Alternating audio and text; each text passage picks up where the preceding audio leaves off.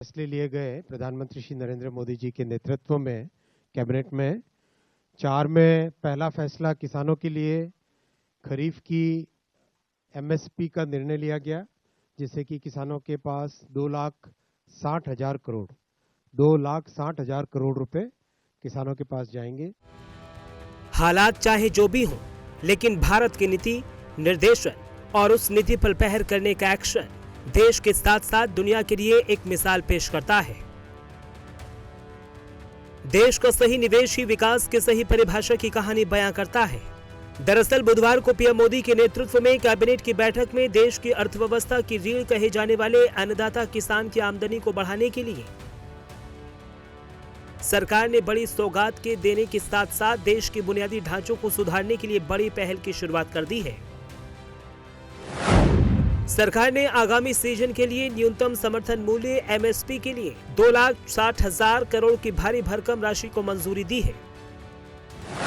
गुजरात में अहमदाबाद यानी सरखेज से धोलेरा के बीच देश की पहली पूर्ण स्वदेशी semi high speed double line rail परियोजना को हरी झंडी दी गई है।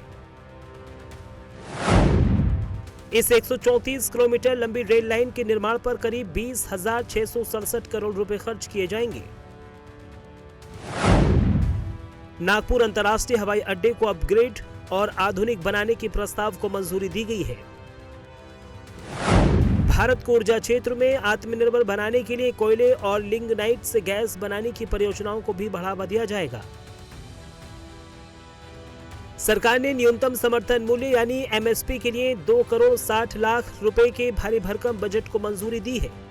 सिर्फ यही नहीं, देश की खेती के साथ ही बुनियादी ढांचे के विस्तार और ऊर्जा सुरक्षा को मजबूत करने की दिशा में 4 बड़े और अहम फैसले भी लिए गए हैं, जो भारत के विकास, भारत के विजन के संकल्प को साकार करने में मददगार साबित हो सकता है। किसान की आमदनी बढ़ाने के साथ साथ सरकार ने आत्मनिर्भर भारत के सपने को साकार करने वाले रोड मैप को भी समझ लेते हैं। ये बहुत बड़ा फैसला लिया गया है कोल गैसिफिकेशन का। आज हम सब जानते हैं कि गैस का जितना रिक्वायरमेंट है और दुनिया भर में जिस तरह की जियोपॉलिटिकल सिचुएशन है, उस हिसाब से हम आत्मनिर्भर कैसे बने। भारत में प्रचुर मात्रा में कोयला उपलब्ध है। करीब करीब अगर देखें तो आगे के 200 साल के लिए जितना कोयला चाहिए उतना भारत में ऑलरेडी उपलब्ध है।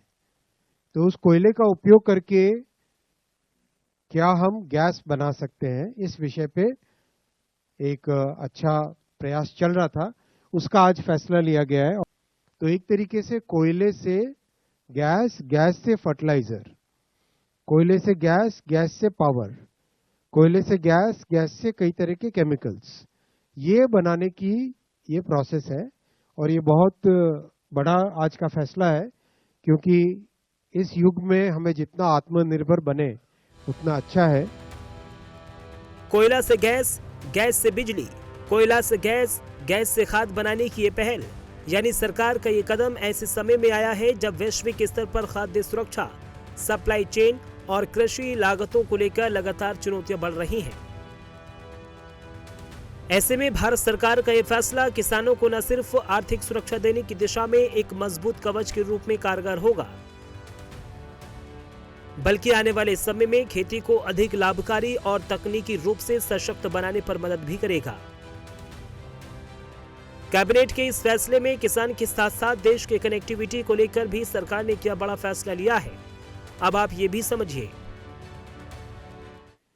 नेक्स्ट प्रोजेक्ट आज का जो अप्रूव हुआ वो हुआ सरखेज यानी अहमदाबाद से धोलेरा के बीच में एक semi high speed railway line, उसका आज अप्रूवल हुआ। बहुत इंपॉर्टेंट प्रोजेक्ट है ये जो एरिया है धोलेरा, ये सारा एरिया, ये बे ऑफ कैम्बे, खंभात की खाड़ी है। ये खंभात की खाड़ी के इस तरफ बड़ौदा, सूरत, ये सब चीजें, बड़ौदा यहाँ पर है, और इस तरफ नीचे सारा सौराष्ट्र का एरिया है। ये यहाँ पे भावनगर में बड़ा पोर्ट बन रहा है। यहाँ पर धोलेरा में मैसिव डेवलपमेंट का काम चल रहा है। अहमदाबाद यहाँ पर है। अहमदाबाद से धोलेरा अबाउट 160 किलोमीटर्स की डिस्टेंस है, और ये एरिया पूरा अपने आप में दिल्ली मुंबई इंडस्ट्रियल कॉरिडोर का हिस्सा है। दिल्ली मुंबई इंडस्ट्रियल कॉरिडोर का हिस्सा है। तो यहाँ पे सीधी एक अगर high speed semi high speed line railway line बनती है तो पूरे एरिया का एकदम डेवलपमेंट बढ़ जाता है। अहमदाबाद सरखेज से धोलेरा के बीच देश की पहली स्वदेशी semi high speed double line rail परियोजना धोलेरा को भविष्य के सेमीकंडक्टर हब के रूप में स्थापित करने में मील का पत्थर साबित हो सकता है।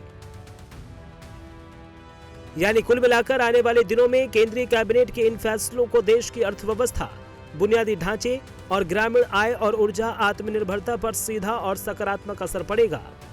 Bureau report, prime news.